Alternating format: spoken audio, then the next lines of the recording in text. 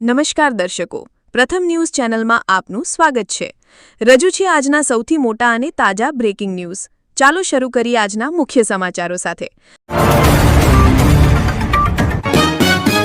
કપડવંજમાં સંમતિ વગર smart meter લગાવવામાં ગ્રાહકોમાં અસંતોષ। સ્માર્ટ મીટરથી બમણા બિલ આવતા હોવાની બૂમ। એકબીજાની સફળતામાં યોગદાન આપી શકે છે ભારત અને ચીન। જયશંકર સાથે બેઠકમાં બોલ્યા વાંગ જી। ઉપરાષ્ટ્રપતિની ચૂંટણી પહેલા રાજકારણ તેજ। ચંદ્રબાબુ નાયડુના વિરોધી નેતાનું પણ એનડીએ ઉમેદવારને અપાયું સમર્થન।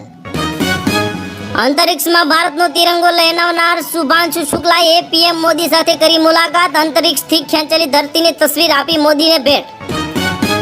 પાકિસ્તાનની નવી પોલ ખુલી। ઓપરેશન સિંદૂર વખતે સેટેલાઇટ તસવીરમાં કેદ થઈ પાકિસ્તાનની નૌકાદળની ડરપોક હરકત। 2040માં એક ભારતીય અંતરિક્ષ યાત્રી ચંદ્રની સપાટી પર ઉતરશે। કેન્દ્રીય મંત્રી જીતેન્દ્ર સિંહની સંસદમાં મોટી જાહેરાત।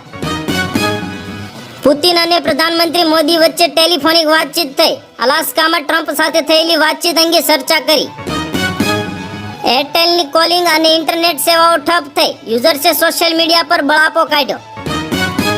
ઉપરાષ્ટ્રપતિની ચૂંટણીમાં મોટો ખેલ થવાની આશંકા છે। વિપક્ષી ગઠબંધનના નેતાએ કર્યા એનડીએ ઉમેદવારના વખાણ। દિલ્હીમાં વરસાદ બાદ 2 કલાકમાં વરસાદમાં આખું શહેર લકવાગ્રસ્ત થઈ જાય છે। ચીફ જસ્ટિસે કરી નેશનલ હાઈવે ઓથોરિટી ઓફ ઇન્ડિયાની ઝાટકણી કાઢી।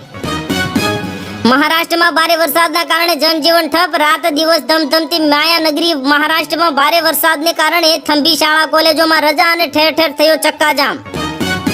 વોટ ચોરી મુદ્દે વિપક્ષ સંસદમાં મહાભિયોગનો પ્રસ્તાવ લાવે તેવી શક્યતા। ચૂંટણી પંચની મુશ્કેલી વધશે। હૈદરાબાદમાં જન્માષ્ટમીની શોભાયાત્રામાં દુર્ઘટના થઈ। રથ વીજ તાર સાથે અથડાતા 5 ભક્તોના થયા મોત। પ્રધાનમંત્રી મોદીની એક જાહેરાત અને લોકોને મજા આવી ગઈ। એસી એક ઝાટકે હજારો રૂપિયા સસ્તા થયા। એશિયા કપમાં ભારત પાકિસ્તાન મેચ। ટુર્નામેન્ટ શરૂ થાય તે પહેલા જ ઘણા ક્રિકેટરોએ ન રમવાનો ઈરાદો વ્યક્ત કર્યો। દેવાયત ખવડ સહિત 7 આરોપીઓને કોર્ટે આપ્યા જામીન। તમામને રૂપિયા 15,000ના જામીન પર કર્યા મુક્ત। આ હતા આજના મુખ્ય બ્રેકિંગ ન્યૂઝ। વધુ સમાચારો અને અપડેટ્સ માટે જોતા રહો તમારા ન્યૂઝ ચેનલ। અમને સબસ્ક્રાઇબ કરવાનું ભૂલશો નહીં અને બેલ આઇકન દબાવો જેથી તમને નવા વિડીયોની નોટિફિકેશન મળતી રહે। ફરી મળીશું નવા સમાચારો સાથે। શુભકામનાઓ।